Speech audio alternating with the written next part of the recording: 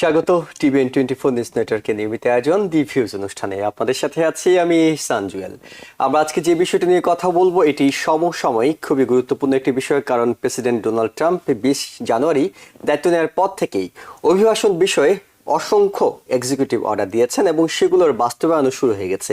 দেশব্যাপী ব্যাপক ধরপাকড় চলছে। আইস বিভিন্ন অপরাধের সঙ্গে যারা যুক্ত তাদের পাশাপাশি যারা আনডকুমেন্টেড আছেন তাদেরকেও গ্রেপ্তার করছেন। এই অবস্থায় অনেকে আতঙ্ক আছেন, বিশেষ করে ইন্টারন্যাশনাল স্টুডেন্ট হিসেবে যারা আমেরিকায় পড়াশোনা করছেন বিভিন্ন কলেজ ইউনিভার্সিটিতে। তারা জানতে চান যে আইএসের মুখোমুখি হলে অনেক সময় তাদের কী ধরনের প্রস্তুতি নিয়ে থাকা দরকার, কিংবা যখনই আপনি দেশের বাইরে যাবেন ইন্টারন্যাশনাল স্টুডেন্টরা তারা তখন কোন ধরনের ট্রাভেল ডকুমেন্টসগুলো একসাথে বহন করবেন এবং একই সঙ্গে আপনার জন্য কি বিকল্প উপায় আছে সেসব বিষয়ে জানতে চান তারা। আর জানতে চান বলেই আজকে আমাদের এই আয়োজন। আমরা বিষয় ঠিক করেছি সরকার পরিবর্তনের পর ইন্টারন্যাশনাল স্টুডেন্টরা কোন কোন বিষয়গুলো জানা দরকার, এবং এই বিষয়টি জানাতে আমরা স্টুডিওতে আমন্ত্রণ জানিয়েছি অ্যাবলোটাস কের স্কুল এজেন্ট শাহরিয়ার আলমকে। শাহরিয়ার ভাই, আপনাকে স্বাগত। ধন্যবাদ জুয়েল ভাই। দর্শক, আপনারা যারা দেখছেন তারা আমাদের এই অনুষ্ঠানে সরাসরি যোগ দিতে পারবেন। অনুষ্ঠানটি টেলিভিশনের স্ক্রিনে যে টেলিফোন নাম্বারটি আমরা দেখাচ্ছি এই নাম্বারে টেলিফোন করে যে কোনো প্রশ্ন করতে পারবেন, এবং একই সঙ্গে TVN24 এর ফেসবুকে এই অনুষ্ঠানটি লাইভ স্ট্রিমিং হচ্ছে, সেখানেও আপনার কমেন্টসে গিয়ে যে কোনো প্রশ্ন করতে পারবেন। আমরা চেষ্টা করব সেসব প্রশ্নগুলোর উত্তর খুঁজে দেওয়ার। তবে আমরা সরাসরি যে প্রশ্নটি দিয়ে শুরু করতে চাই সেটি হলো, সরকার পরিবর্তনের পর আপনারা ইন্টারন্যাশনাল স্টুডেন্টের ক্ষেত্রে কোন কোন পরিবর্তনটা আপনাদের চোখে পড়ছে? ধন্যবাদ জুয়েল ভাই। আমি আসলে সর্বপ্রথম স্বাগত জানাই হচ্ছে কি যারা এই মুহূর্তে অনুষ্ঠানটি উপভোগ করছেন এবং পরবর্তীতে হয়তো বা করবেন, এবং আন্তরিকভাবে দুঃখিত। আমার সাথে জয়েন করার কথা ছিল আমাদের স্কুলের একাডেমিক ডিরেক্টর এবং DSO Julia Sang, but unfortunately ও একটা আর্জেন্ট ইস্যুতে আসলে আটকে যাওয়ার কারণে অ্যাটেন্ড করতে পারছে না। যাই হোক, আপনি যে কোশ্চেনটা করেছেন সেটা দিয়ে শুরু করতে চাই। ব্যাপারটা হচ্ছে কি এই মুহূর্তে সবাই একটু কিছুটা আতঙ্কগ্রস্ত, সবাই কম বেশি। তো সেক্ষেত্রে ইন্টারন্যাশনাল স্টুডেন্টদের ক্ষেত্রে সত্যি কথা বলতে কি যে আসলে যেটা বলতে চাই, আসলে ওরকম ভয়ের কোনো কিছু নেই। কারণ ইন্টারন্যাশনাল স্টুডেন্টরা যদি ওনাদের সব কিছু যদি ওকে থাকে, সব কিছু ওকে বলতে বোঝাচ্ছে যে ওনাদের যে প্রপার যে ডকুমেন্টেশনগুলো প্রয়োজন একজন ইন্টারন্যাশনাল স্টুডেন্ট হিসেবে, সেই ডকুমেন্টগুলো যে ওনাদের যদি সব কিছু আপডেটেড থাকে, then it wouldn't be a big problem. তার মানে আতঙ্কিত হওয়ার কিছু নেই যদি একজন স্টুডেন্ট হিসেবে আসার পরে তার পড়াশোনাটা কন্টিনিউ রাখে এবং সবকিছু আপ টু ডেট থাকে। কোন কোন জিনিসগুলো আপ টু ডেট থাকা উচিত? একজন ইন্টারন্যাশনাল স্টুডেন্ট হিসেবে সর্বপ্রথম হচ্ছে কি ওনাকে অবশ্যই একটা জিনিস মানতে হবে যে এখানে উনি পড়ালেখা করার জন্য এসেছেন। সো পড়ালেখা করার সময় একজন স্টুডেন্টের I-20টা অ্যাক্টিভ আছে কিনা, I-20টা ভ্যালিড আছে কিনা, ওনার স্টুডেন্ট যে আইডি কার্ডটার ভ্যালিডিটি আছে কিনা, এই জিনিসগুলো অবশ্যই মাথায় রাখতে হবে।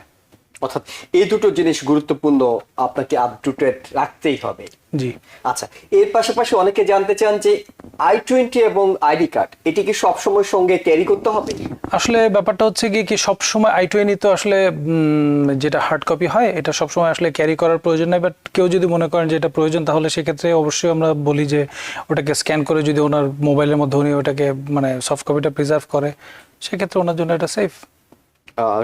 আইডি কার্ডের ক্ষেত্রে তো ডেফিনেটলি একজন আমার পরিচয় হচ্ছে কি আইডি কার্ড। কারণ হচ্ছে কি আমি যদি মনে করেন যে এখানে আমরা অনেক স্টুডেন্ট না, কিছু সংখ্যক স্টুডেন্টের এই ইস্যুসটা ওনারা সাফার করেছে, বা আপনি হয়তো শুনেছেন অনেকের কাছে এসে যে পাসপোর্টটা হারিয়ে ফেলে, যেটা খুবই ইম্পর্টেন্ট একটা ডকুমেন্ট।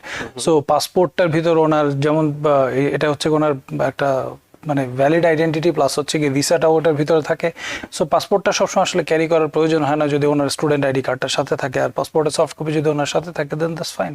সো পাসপোর্টটা উনি রেখে ভ্যালিড স্টুডেন্ট আইডি কার্ডটা যদি ওনার সাথে থাকে, দ্যাট উইল বি ওকে ইনশাআল্লাহ। তার মানে যদি আপনার কাছে আইডি কার্ড থাকে সেক্ষেত্রে পাসপোর্টের দরকার হচ্ছে না, আর যাদের আইডি কার্ড সাথে নেই তারা পাসপোর্টের কোনো একটা স্ক্যান কপি কিংবা কোনো কিছু রাখলে কি এই বিপদ থেকে উদ্ধার পাওয়ার কোনো সুযোগ আছে? আসলে বিপদ কি, মানে ব্যাপারটা হচ্ছে কি যে একজন ইন্টারন্যাশনাল স্টুডেন্ট পাসপোর্টে ভিসা লাগিয়ে উনি এই দেশে ঢোকার পরে ব্যাপারটা হচ্ছে ওনার তো উনি একটা স্কুল বা ইউনিভার্সিটি বা কলেজ যেখানেই পড়ুক না কেন ওনাকে তো ওইখানে এনরোল করতেছে এবং পড়ালেখা করতেছে। একজন স্টুডেন্টের আইডেন্টিটি স্টুডেন্ট আইডি কার্ডটা অবশ্যই ওনার সাথে থাকবে। পাসপোর্টটা হচ্ছে গিয়ে ডেফিনেটলি ওটা হচ্ছে ম্যান্ডেটরি, বাট কথা হচ্ছে গিয়ে যখনই বলবে যে ওনার স্ট্যাটাসটা হচ্ছে কি স্টুডেন্টের একটা ভ্যালিড স্টুডেন্ট আইডি কার্ড ওনার সাথে থাকবে, দ্যাট ইজ এক্সপেক্টেড।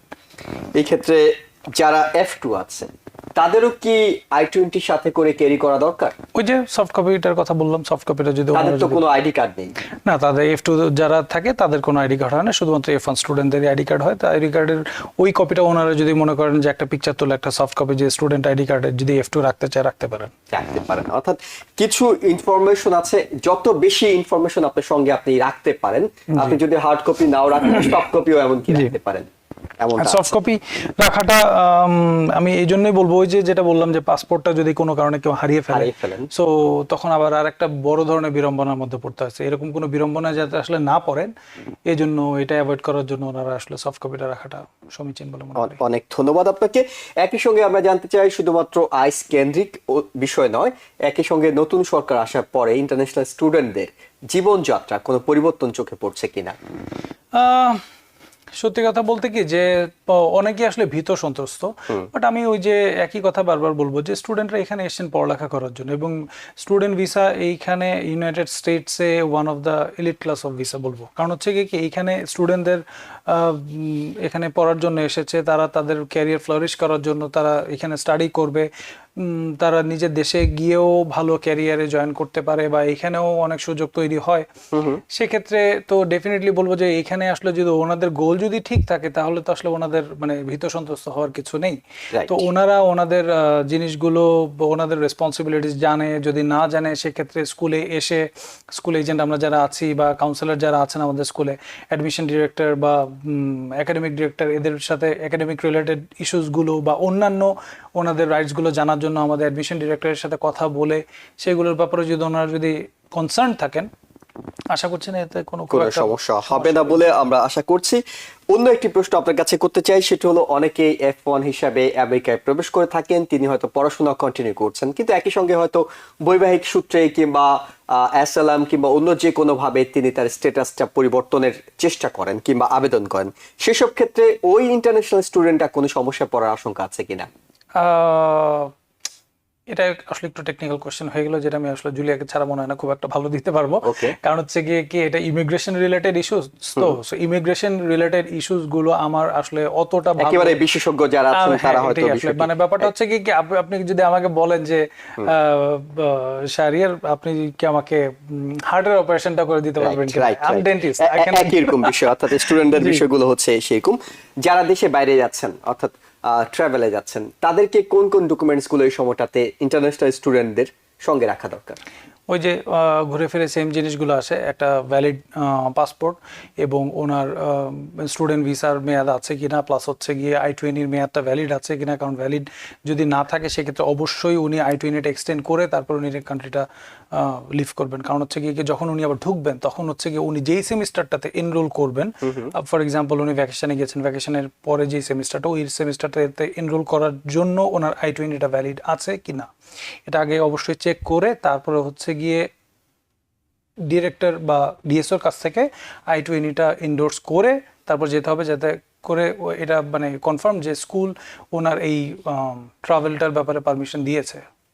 ওকে, আমরা এরপর আপনার কাছে যেটি জানতে চাই সেটা হলো যে টুরিস্ট হিসেবে অনেকে আসেন, তারা F1 এ কনভার্ট করেন, সেই সুযোগটা আমেরিকাতে কেমন? সত্যি কথা বলতে কি যে আমাদের এমলোটাস ক্যারিয়ার স্কুলে আমরা ট্যুরিস্ট ভিসায় যারা আসেন বা অন্যান্য এলিজিবল ভিসায় যারা আসেন তারা চেঞ্জ অফ স্ট্যাটাস যে প্রসেসটা আছে এই প্রসেসটার মাধ্যমে তারা F1 ভিসাতে কনভার্ট করে ওনাদের এডুকেশনাল ক্যারিয়ার এখানে এস্টাবলিশ করতে পারেন। আর এটা খুবই ভালো একটা অপরচুনিটি সত্যি কথা, যেটা কারণ আমেরিকার এডুকেশন সত্যি কথা বলতে যে পুরো ওয়ার্ল্ডেই আসলে আনবিটেবল বলা যায় কাইন্ড অফ। সো সেক্ষেত্রে এই সুযোগটা অনেকেই নিয়ে থাকে আমিও দেখেছি আমাদের ক্ষেত্রে যারা স্টুডেন্ট ট্যুরিস্ট ভিসা থেকে আমাদের কনভার্ট হয়, সেক্ষেত্রে দেখা যায় যে ওনাদের প্রথমে ওরকম গোল থাকে না যে না আমেরিকা দেখতে এসেছি ঘুরতে এসেছি এরকম, কিন্তু ঘুরতে ঘুরতে ওনাদের হঠাৎ করে এইখানকার এডুকেশন সিস্টেমটা, কালচার, কাস্টমস এগুলো ভালো লেগে যায়, তখন ওনারা চিন্তা করেন না they can develop their career সবকিছু মিলে তারা তখন চিন্তা যদি কেউ করেন যে তিনি F1 স্টুডেন্টে কনভার্ট করবেন, তাহলে সেটির মাধ্যমে তিনি এইখানে পড়াশোনার সময়টাতে থাকতে পারছেন এবং পড়াশোনাটাও করতে পারছেন, এই সুযোগটা আছে। আপনাদের এমলোটাস থেকে কোন কোন কোর্সগুলো আপনারা অফার করে থাকেন যেসব শিক্ষার্থীরা চায় এইভাবে F1 স্টুডেন্ট হিসেবে তাদেরকে কনভার্ট করতে? আচ্ছা, আমাদের অনেক রকমের কোর্স আছে। আমাদের এটা হচ্ছে গিয়ে career school, it is little bit different than ESL school, কারণ হচ্ছে আমাদের কোর্সের ভ্যারিয়েশনগুলো অনেক বেশি, যেটা হচ্ছে গিয়ে সত্যি কথা যেটা অন্যান্য ESL স্কুলে নাই। সো যেটা হলো গিয়ে আমরা ESL কোর্স, যেটা হচ্ছে আপনার বেসিক থেকে অ্যাডভান্স লেভেল পর্যন্ত আমরা এখানে প্রোভাইড করি, প্লাস হচ্ছে গিয়ে বিজনেস ইংলিশ কোর্সেসগুলো থাকে, প্লাস হচ্ছে গিয়ে ইলেকটিভ কিছু কোর্সেস থাকে, প্লাস টেস্ট পেপ যে কোর্সগুলো থাকে, ফর এক্সাম্পল মনে করেন যে IELTS preparation course, TOEFL preparation course, এইগুলো আমাদের স্টুডেন্টদের জন্য সাধারণত আমরা অফার করে থাকি। আপনাদের স্টুডেন্টরা এইসব কোর্সগুলো নিতে পারে। এই কোর্সগুলোর ক্ষেত্রে আমরা টেস্ট প্রেপ কোর্স কি ধরনের আপনারা অফার করেন? টেস্ট পেপ কোর্সের ব্যাপারে আমি যেটা বললাম, ফর এক্সাম্পল মনে করেন কোনো একজন স্টুডেন্ট মনে করেন যে ESL টা আসলে কোর্স করার মাধ্যমে ওনার ল্যাঙ্গুয়েজ লেভেলটা ডেভেলপ করতে চাচ্ছে, অ্যাট দ্য সেম টাইম উনি কোনো ইন্টারন্যাশনাল যে কোর্সগুলো আছে, যেমন ধরেন হচ্ছে গিয়ে IELTS বা TOEFL, যেগুলো হচ্ছে ইউনিভার্সিটি অ্যাডমিশনের জন্য রিকোয়ার থাকে অনেকগুলো ইউনিভার্সিটি বা কলেজগুলোতে, সেই কোর্সগুলোর জন্য ওনাকে প্রিপেয়ার করার জন্য ওনারা এই কোর্সগুলো নিতে পারেন। আর দ্বিতীয়ত আমাদের কোর্সের লেভেল 1 থেকে 6 পর্যন্ত আমরা এই যে অনেকগুলো কোর্স ধরুন আমরা বললাম, এইগুলো বিভিন্ন ক্যাটাগরির কোর্সগুলো আমরা অফার করে থাকি based on the level or competency of the students.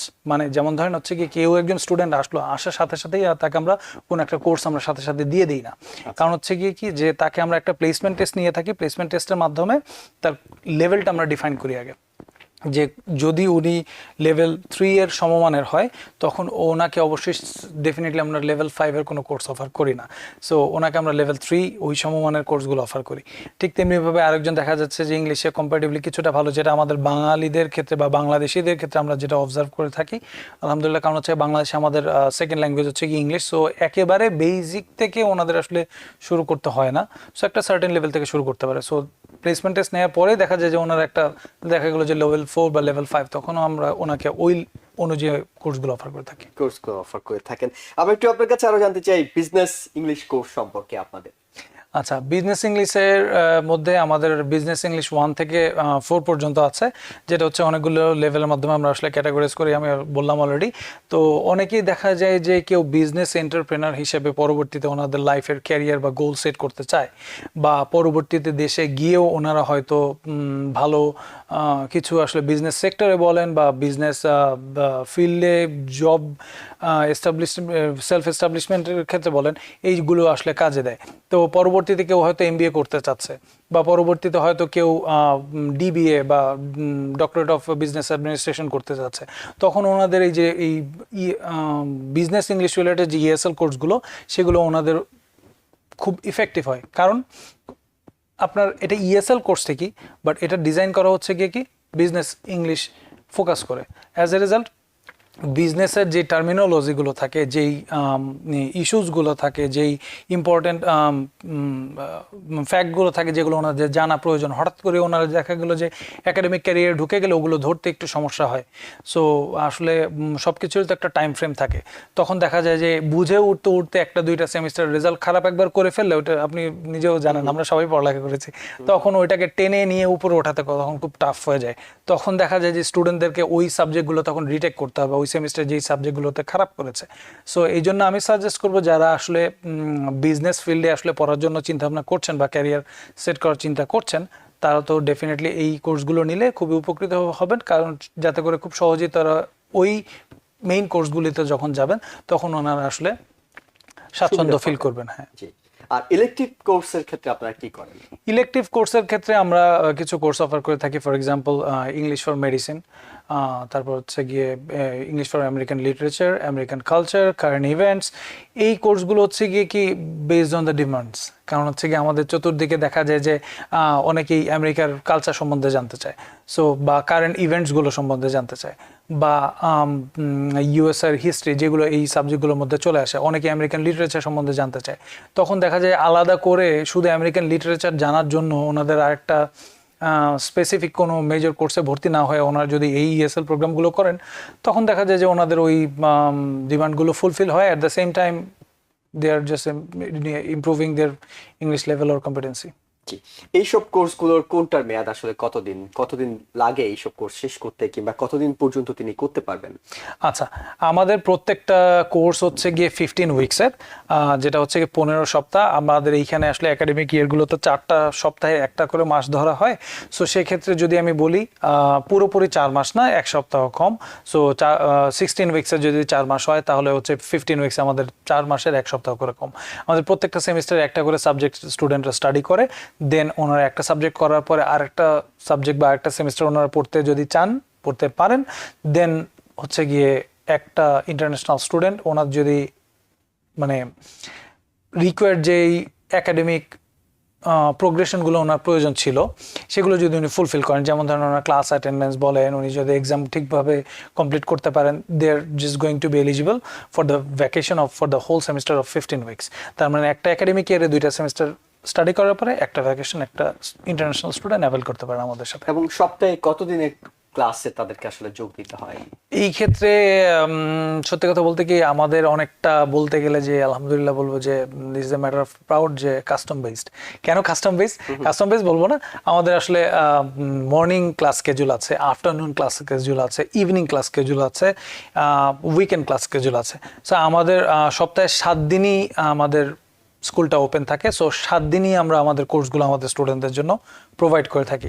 তো কোনো স্টুডেন্ট যদি মনে করে যে না মর্নিং টাইমটা, অনেকে আছে না যে আর্লি বার্ড, যদিও আমি না, সরি। সো ওনারা মর্নিংয়ে ক্লাসটা করে ওনার সারাদিন মানে ফুরফুরে মেজাজে থাকতে পারেন, বা অন্য কিছু যদি ফার্দার কোনো ওনাদের ক্যারিয়ার ডেভেলপমেন্টের জন্য কোনো অন্যান্য কিছু যদি করতে চান, সেক্ষেত্রে ওনারা করতে পারেন। আবার অনেকেই আফটারনুন ব্যাচটাকেও চুজ করে, যেটা 11:30 থেকে 4টা পর্যন্ত হয়। আবার অনেকে ইভিনিং ক্লাসটা স্বাচ্ছন্দ্য বোধ করেন, সারাদিনটা ফ্রি থাকে। আবার অনেকেই যেটা করেন, যেটা হচ্ছে আমাদের অনেক হাই ডিমান্ডেড একটা কোর্স, যেটা হচ্ছে উইকেন্ড ক্লাস, যেটা হচ্ছে শুধু স্যাটারডে আর সানডে। সারা সপ্তাহ 5 দিন আপনি মোটামুটি ফ্রি, বাট ওই 2 দিন আপনার ক্লাস করলে আপনি স্টুডেন্টের যে রিকোয়ারমেন্ট ওটা ফুলফিল হয়ে যাচ্ছে। কারণ হচ্ছে কি আমাদের প্রত্যেকটা ক্লাসেরই time duration 18 hours per week.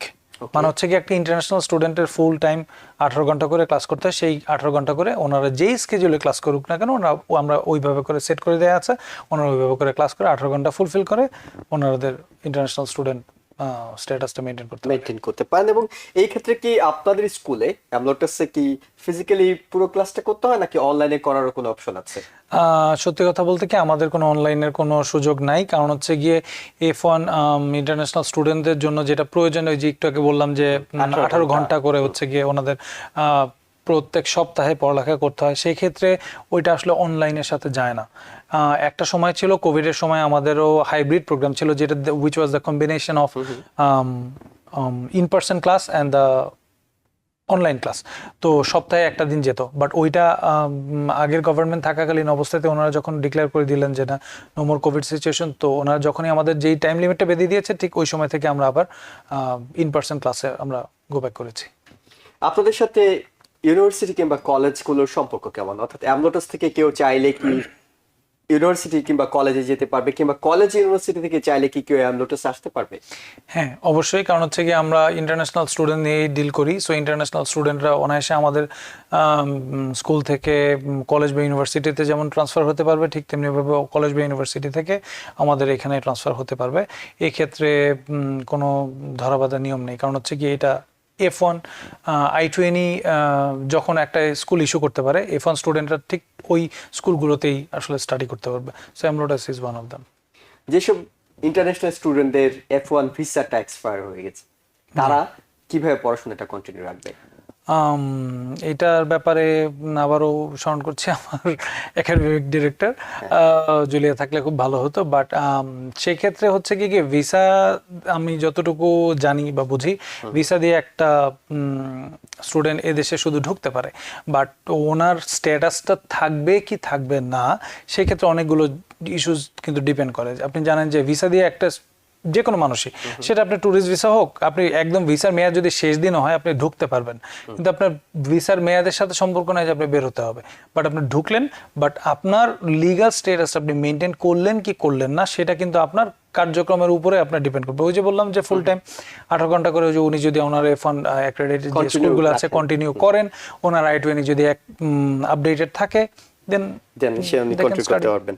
অনেক ধন্যবাদ শাহরিয়ার আলম, আপনাকে অসংখ্য তথ্য আমরা পেয়েছি। তারপর আন্তর্জাতিক শিক্ষার্থী যারা আছেন, ইন্টারন্যাশনাল স্টুডেন্ট যারা আছেন, তাদের আতঙ্ক দূর করার জন্য আপনি যদি কিছু বলতে চান। আসলে আতঙ্ক দূর করার জন্য আমি জাস্ট একটা জিনিসই বলবো, এই ডকুমেন্ট ওনাদের যে ইন্টারন্যাশনাল স্টুডেন্ট হিসেবে যে ডকুমেন্টগুলো, ওনাদের পাসপোর্ট, ভিসা, ওনাদের আইডি কার্ড, এইগুলো যদি ওনারা যদি ঠিকঠাক মতন রাখেন এবং ওনাদের I-20 যদি ভ্যালিড থাকে এবং ওনারা যদি কোনো রকমের ওনাদের রেসপন্সিবিলিটির বাইরে যেই কাজগুলো সাধারণত আসলে অনেকেই ভয়ে থাকে, ওই সব কাজের মধ্যে যদি কেউ জড়িয়ে না পড়েন, তো এটা তো আমি যেটা বললাম শুরুতে বললাম যে this is one of the elite class of visa. কারণ হচ্ছে কি স্টুডেন্টরাই হচ্ছে কি যে কোনো দেশের ক্ষেত্রে, সেটা US এর ক্ষেত্রে বলেন, বাংলাদেশের ক্ষেত্রে তো অবশ্যই বলেন, they are the pioneer of the country, they are the pioneer of the nation. So আজকে তারা স্টুডেন্ট, পরবর্তীতে কিন্তু যে কোনো দেশের বলেন বা যে কোনো সমাজের ক্ষেত্রে বলেন বা যে কোনো সোসাইটির ক্ষেত্রে বলেন, তারাই গিয়ে হাল ধরবে। সো আসলে তাদেরকে ভয় পেলে চলবে না, তারা তাদের রেসপন্সিবিলিটিসগুলো যদি টাইমলি ডিউলি যদি ওনারা আসলে পারফর্ম করেন, সো এভরিথিং ইজ ওকে ইনশাল্লাহ। অসংখ্য ধন্যবাদ আপনাকে। যেটা বলছিলেন শাহরিয়ার আলম যে ভয় পেলে চলবে না এবং ভয় পাওয়ার মতো কাজ করা যাবে না। আপনি আমেরিকায় প্রবেশ করেছেন ইন্টারন্যাশনাল স্টুডেন্ট হিসেবে এবং ইন্টারন্যাশনাল স্টুডেন্টের কিছু টার্মস এন্ড কন্ডিশন আপনাকে দেয়া আছে যে এই কাজ আপনি করতে পারবেন, এই কাজ আপনি করতে পারবেন না। যারা পড়াশোনাটা অব্যাহত রাখছেন এবং যেসব কাজ করতে পারবেন না বলে বলা আছে, সেসব কাজ থেকে যদি নিজেকে বিরত রাখতে পারেন, তবে নিঃসন্দেহে আপনি F1 স্টুডেন্ট হিসেবে কিংবা F2 হিসেবে আমেরিকার এই সাম্প্রতিক অভিবাসনের যে কড়াকড়ি চলছে তাতে আপনার ভয় পাওয়ার কিছু নেই। আপনাকে শুধুমাত্র মাথায় রাখতে হবে আপনার পড়াশোনাটা আপনি অব্যাহত রাখছেন কিনা এবং নিয়ম মেনে সেটি কন্টিনিউ করছেন কিনা। তারপরও যেটি বলা হচ্ছে, আপনার সংশ্লিষ্ট আইডি গুলো আপনি যখন ঘরের বাইরে যাবেন তখন অবশ্যই সঙ্গে রাখবেন। এবং আমরা এই আলোচনাটি এখানে ইতি টানতে চাই। আমরা নতুন একটি বিষয় নিয়ে আপনাদের সাথে কথা বলবো বিরতির পর। ছোট্ট একটা বিরতিতে যাচ্ছি, আমাদের সঙ্গে থাকুন। দর্শক, আবারও স্বাগত জানাচ্ছি দি ভিউজ অনুষ্ঠানে। আমরা এই পর্যায়ে যে বিষয়টি নিয়ে কথা বলবো, ডিপোর্টেশন আতঙ্কে থাকা মানুষরা তাদের সম্পদ, বিশেষ করে বাড়ি বিক্রি করে দেবেন কিনা, এবং এই বিষয়টি নিয়ে কথা বলতে আমরা স্টুডিওতে আমন্ত্রণ জানিয়েছি বেটার হোমস রিয়েলটির সিও আসিফ এ চৌধুরী। আসিফ ভাই, আপনাকে স্বাগত জানাচ্ছি। ধন্যবাদ জল ভাই, ধন্যবাদ টিভিএন ভিউয়ার যারা আমাদের সাথে আজকে যুক্ত হয়েছেন। এবং দর্শক যারা দেখছেন তাদের আবারও জানিয়ে রাখছি, আমাদের টেলিভিশনের স্ক্রিনে দেখানো নাম্বারে টেলিফোন করে এই বিষয়ে কোনো প্রশ্ন থাকলে আপনারা সরাসরি প্রশ্ন করতে পারবেন। আমাদের ফেসবুকেও আপনারা এই বিষয়ে কমেন্টস করার সুযোগ রয়েছে। অনুষ্ঠানটি লাইভ স্ট্রিমিং হচ্ছে। আমরা আসিফ ভাই যেটি জানতে চাই সেটি এই কারণে গুরুত্বপূর্ণ যে যখনই প্রেসিডেন্ট ডোনাল্ড ট্রাম্প তার ডিপোর্টেশনটাকে বড় আকারে শুরু করেছেন এবং এটি নিয়ে অনেকে আতঙ্ক আছেন, বিশেষ করে যাদের অর্ডার অফ রিমুভালের অর্ডারটা অলরেডি হাতে আছে, তারা জানেন তাদের অর্ডারটা আছে, কিংবা যারা জানেন যে তারা অনথিভুক্ত, আনডকুমেন্টেড, তারা অনেকে ভাবছেন যে 10 বছর 15 বছর ধরে অনেকে এই দেশে বাস করছেন, কিন্তু তার হয়তো লিগ্যাল যে ডকুমেন্টস গুলো সেগুলো হয়নি। তিনি বাড়ি কিনেছেন, সম্পদ করেছেন, তার ব্যবসা প্রতিষ্ঠান আছে, নানা কিছু আছে, ব্যাংকে টাকা আছে। তারা এখন ভাবছেন যখন ডিপোর্ট করা হয় তখন তো আসলে তাদেরকে এক কাপড়ে বের হয়ে যাওয়ার উপক্রম হয়। তারা আসলে কি করবেন? এটি আসলে আতঙ্ক ছড়ানোর জন্য নয়, সতর্কতার জন্য আমাদের এই অনুষ্ঠানটা। আসলে এটা দুঃখজনক, আমাদের দেশের প্রেসিডেন্ট এই ধরনের পদক্ষেপ নিয়েছেন যার এফেক্ট দূর দূরান্ত থেকে ফিল করতেছেন, দেশে প্রবাসে আমেরিকায় যারা আছেন আমরাও ফিল করতেছি। এটা একটা আসলে মানবিক দৃষ্টিকোণ থেকে এটা খুবই দুঃখজনক। আমেরিকার মতো দেশে যারা আমাদের এই দেশটা ফ্রিডম নিয়ে আমরা কাজ করি, যারা ল্যান্ড অফ ইমিগ্রেন্ট বলা হয়, যারা ডোনাল্ড ট্রাম্প তিনিও একজন ইমিগ্রেন্ট, ওনার বাবাও কিন্তু জার্মান থেকে এসেছিলেন, জার্মান ডিসেন্ট, ওনার ফ্যামিলি কিন্তু ইমিগ্রেন্ট হিসাবেই প্রতিষ্ঠিত। এই ধরনের এগুলো আনওয়ান্টেড, এবং দুই পক্ষেরই দুইটা মত আছে, এটা যে পক্ষে বিপক্ষে মত আছে, যে এটা যে একদম ফাইনাল আমেরিকার মানুষের মনোভাব, এটা বলা ঠিক হবে না। যাই হোক, যেটা হয়তো হয়ে গেছে, এখন আমাদের ডিল করতে হবে, ফেস করতে হবে।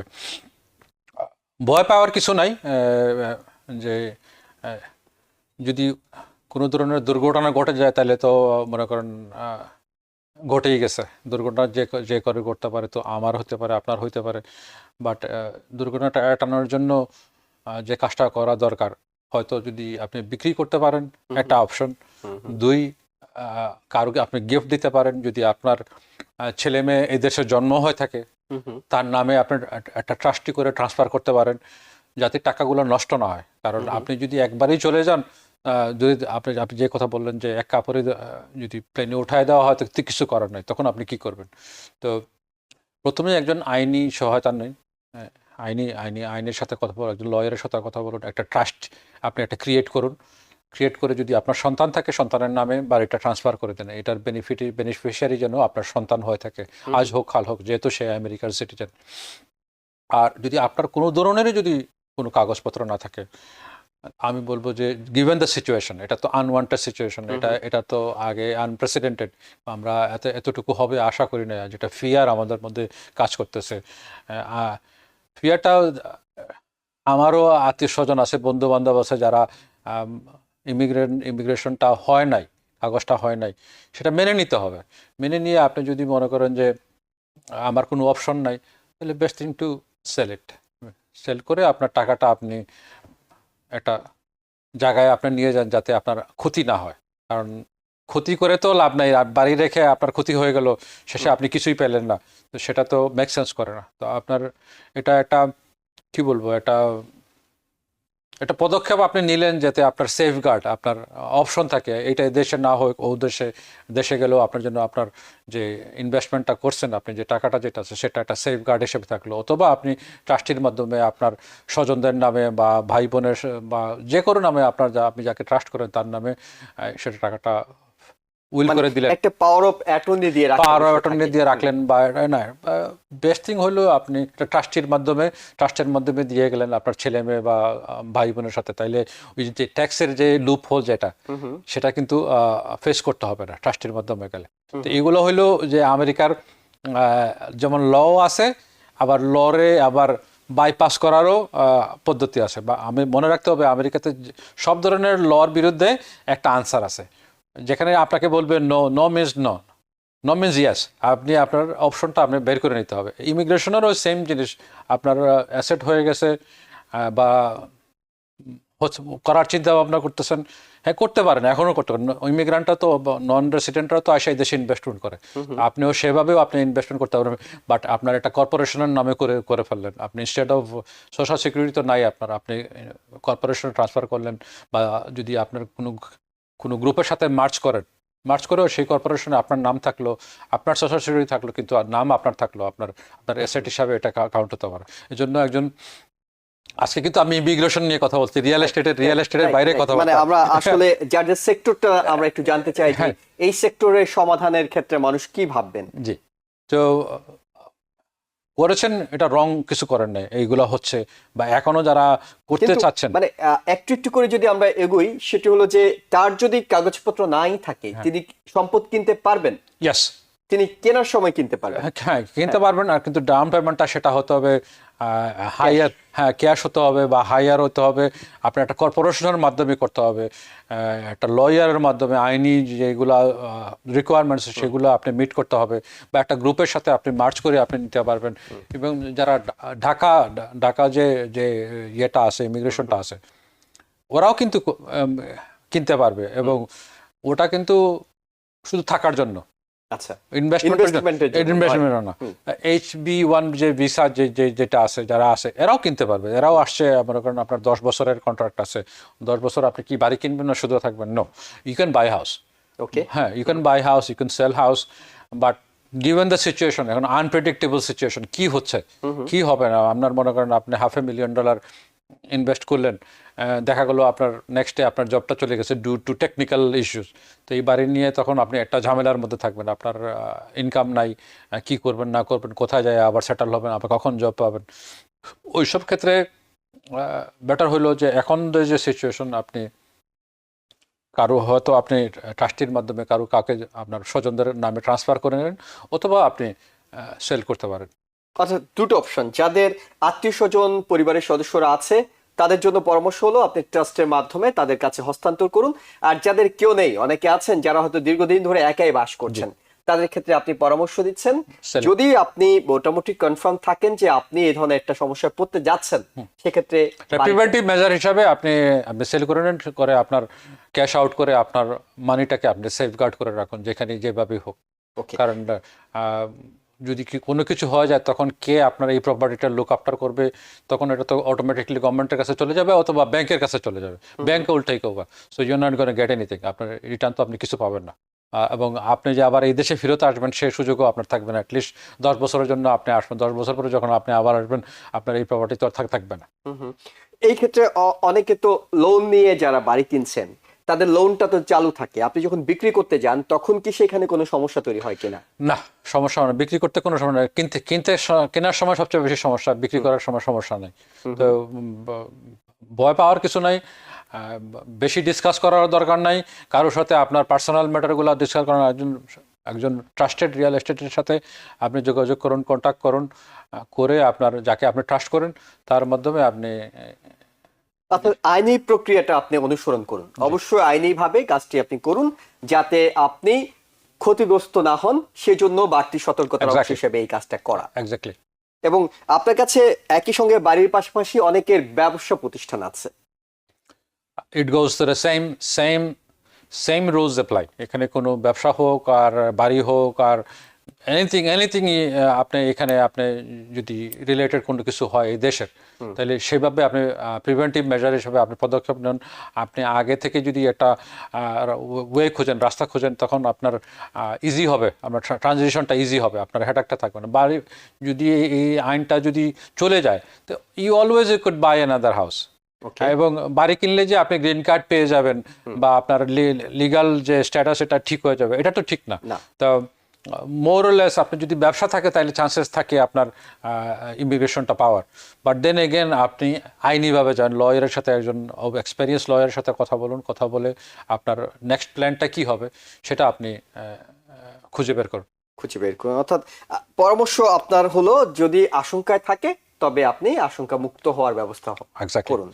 কিন্তু আমরা যে বিষয়টি আপনার কাছে জানতে চাই সেটি হলো যে অনেকে আছেন যারা হয়তো লিগ্যাল একটা ওয়েতে আছেন, লিগ্যাল প্রসেসে আছেন, তিনি আবেদন করেছেন, আবেদন করার পরে একটা তখন তার এসএসএন আছে, ওয়ার্ক পারমিট আছে, সবকিছু আছে, তিনি বাড়ি কেনার জন্য পুরোপুরি এলিজেবল, এবং পরবর্তীতে কোন একটা সময় অর্ডার অফ রিমুভাল তার বিরুদ্ধে হয়ে গেলেন, অর্থাৎ তাকে ডিপোর্টেশনের জন্য অর্ডার দেওয়া হলো, তখনই তো আসলে তার সতর্ক হয়ে যাওয়া উচিত। প্রথম থেকেই আসলে সতর্ক হয়ে যাওয়া উচিত, কারণ আপনি সার্টেন শিওর না হয়ে কোনো জিনিস করা উচিত না। আপনি যেহেতু এটা ইনভেস্টমেন্ট, আপনি at least 20%, 30%, what ever may be the case, এটা আপনার অ্যাসেট। আপনার অ্যাসেটকে কিন্তু সেফগার্ড করা আপনারই দায়িত্ব।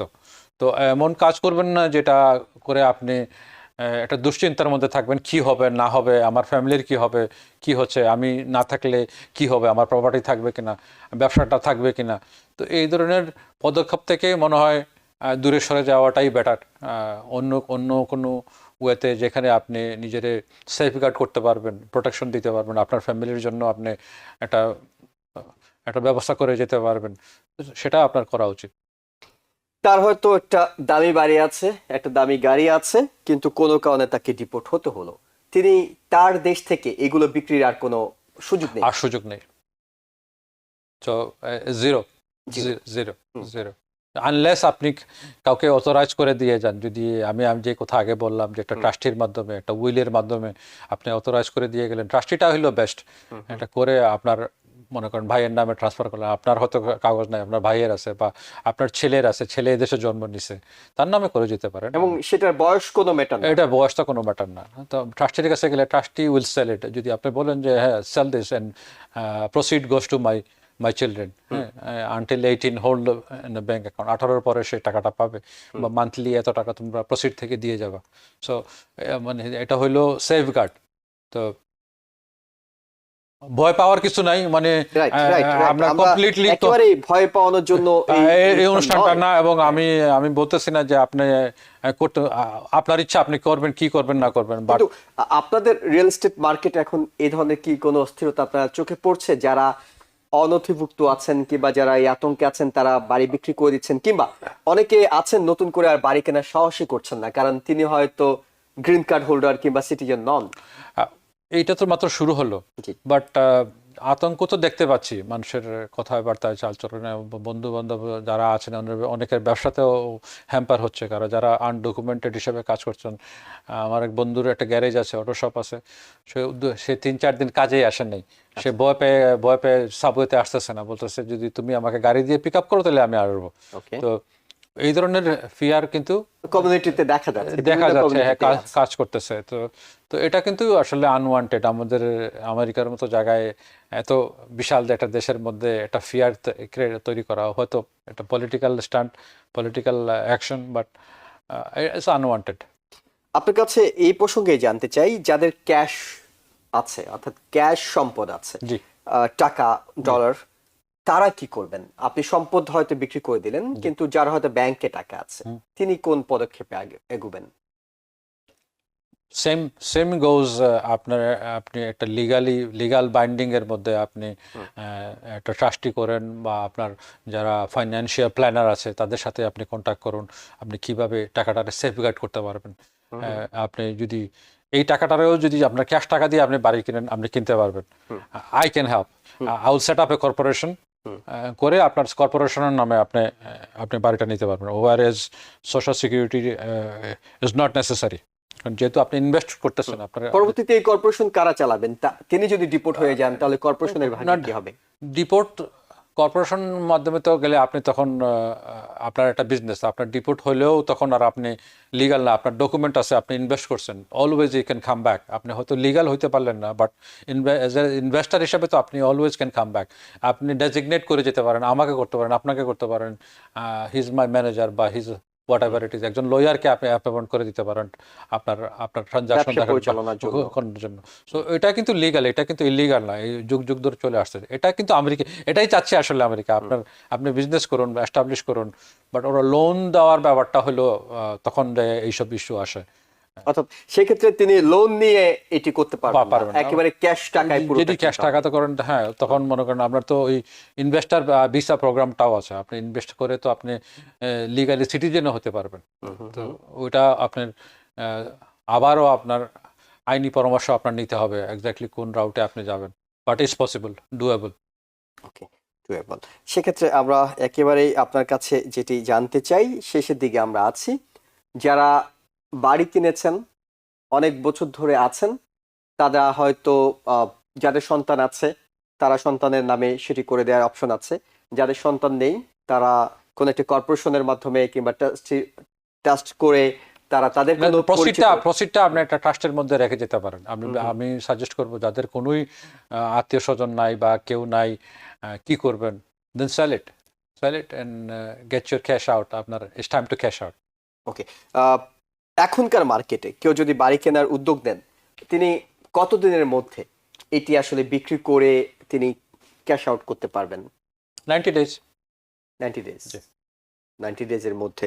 আর একটা প্রসেস আছে, যে কিনবে তারও তো মর্গেজ অ্যাপ্লাই করতে হবে, বা যে রিয়েল এস্টেটের যে ডিউ প্রসেস আছে, আমাদের যেগুলো প্রসেস আছে সেগুলো তো আমাদের মেনটেন করতে হবে। ব্যাংকও অ্যাপ্রুভ, রিয়েল এস্টেটের যারা লয়ার আছে তাদেরও তো টাইমিং এর ব্যাপার আছে, সবকিছু তো লিগাল ভাবে করতে হবে, ইলিগাল ভাবে তো করা যাবে না। আপনি যদি গিফট করে দিয়ে যান সেটা ডিফারেন্ট ব্যাপার, বাট আদার দেন দ্যাট যে ডিউ প্রসেস আছে সেটা আপনাকে ফলো করতে হবে। সেক্ষেত্রে একজন রিয়েলটর তাদেরকে কিভাবে সহযোগিতা করবেন? আমরা অল আউট সহযোগিতা, এই ধরনের কোনো ডিস্ট্রেসে যদি কেউ থাকেন, আমি আপনাদের জন্য টিভিএন এর এই প্রোগ্রামে বলতেছি যে আমি অল আউট, আপনাদের যে কোনো ধরনের হেল্প দরকার আমি করতে প্রস্তুত। সব ধরনের আইনি এবং ফিনান্সিয়াল যতগুলো পরামর্শ আছে সেগুলো হয়তো আপনাদের মাধ্যমে পেতে পারেন। অনেক ধন্যবাদ আসিফ চৌধুরী। ধন্যবাদ জুয়েল ভাই, ধন্যবাদ আমন্ত্রণ জানানোর জন্য, ধন্যবাদ যারা আজকে আমাদের সাথে যুক্ত হয়েছেন। দর্শক, আমরা মূলত কোন রকম আতঙ্ক তৈরির জন্য নয় কিংবা কাউকে ভীত সন্ত্রস্ত করার জন্য এই অনুষ্ঠান নয়। এটি আসলে সতর্কতামূলক এবং আইন মেনে আইনি পদ্ধতিতে আপনি কিভাবে যে সংকট তৈরি হয়েছে সেই সংকট থেকে উদ্ধার পেতে পারেন, কিংবা এই সংকটের সময় আপনি ঝুঁকি না নিয়ে কিভাবে নিজেকে একটা সেফ সাইডে রাখতে পারেন, সেই জন্যই মূলত এই অনুষ্ঠান। এবং আমরা এটির মাধ্যমে জানানোর চেষ্টা করেছি আপনি জানেন আসলে আপনার অবস্থাটা কি, আপনি কতটা ঝুঁকিতে আছেন। আপনার অ্যাটর্নি নিঃসন্দেহে আপনাকে এইসব বিষয়ে একেবারে পুরোপুরি আইনি সিদ্ধান্তগুলো দিতে পারবেন। রিয়েলটর আপনাকে জানিয়েছেন যে আপনার যে সম্পদ আছে, আপনার বাড়ি কিংবা ব্যবসা প্রতিষ্ঠান, সেটিকে কিভাবে আপনি সেভ করতে পারেন। পেশাদার জায়গা থেকে তারা তাদের পরামর্শগুলো দিচ্ছেন, তবে চূড়ান্ত সিদ্ধান্তটা আসলে আপনার উপর, কারণ আপনি ঠিক করবেন আপনার সম্পদ, আপনার জীবন, আপনার ভবিষ্যৎ পরিকল্পনা আসলে কোথায় আপনাকে নিয়ে যাবে। অনেক ধন্যবাদ আমাদের সঙ্গে থাকার জন্য। TBN 24 টেলিভিশন দেখতে আজই কল করুন 7187776556। লগ ইন করুন www.totalcablebd.com। নিউ ইয়র্ক থেকে সম্প্রচারিত TBN 24 টেলিভিশন বিশ্বজুড়ে বাঙালির কণ্ঠস্বর।